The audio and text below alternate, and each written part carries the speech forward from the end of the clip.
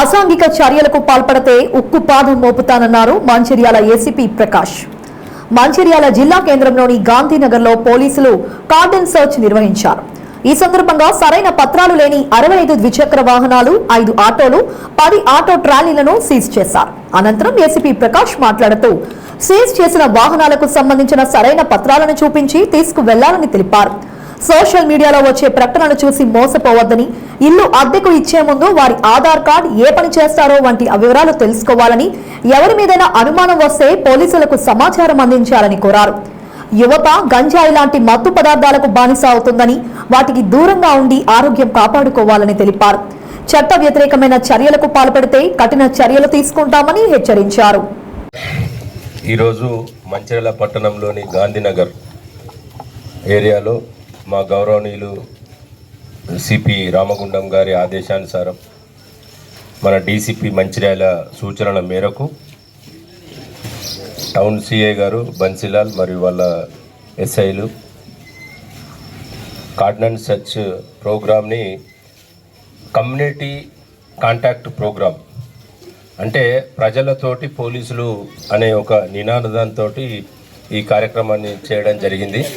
మీరు చూస్తున్నారు కావచ్చు, ఈరోజు ఈ గాంధీనగర్లో ఉన్న ఏరియాలో ఇప్పుడు అందరినీ మిమ్మల్ని చూస్తే రోజు అంటే ఎక్కువ మంది ఏం పని చేస్తారు ఇక్కడ. నేను అనేది ఏంటంటే ఇప్పుడు మా సిఏ గారు చెప్పిన దాని ప్రకారం దాదాపు 70 నుంచి 100 బండ్లు 2 వీలర్స్ దొరికినాయి. దాంట్లో కొన్ని వెహికల్స్కి కాగితాలు లేవు,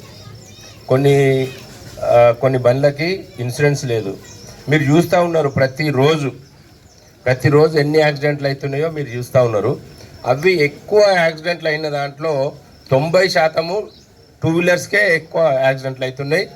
మళ్ళీ క్యాజువాలిటీస్ కూడా ఏదైనా ఇబ్బంది కలగడమో, చెయ్యి ఇరగడమో, కాలు ఇరగడమో, ఇంకా కొంతమంది చనిపోవడం జరిగేది కేవలము సైకిల్ మోటార్లో ఎక్కువ అవుతున్నాయి. అంటే అయిన దాంట్లో అర్థమైందా? అంతేనా కదా?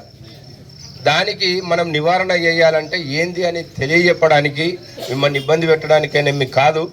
మీరు చూస్తూ ఉన్నారు రోజు రోజుకు మారుతున్న కాలక్రమేణా మనకు జరుగుతున్న ఈ పరిణామ క్రమంలో మనకు డిజిటల్ ఫోన్ వచ్చి మన సమాజాన్ని ఎంత మార్చేసింది అనేది మీ అందరికీ తెలుసు.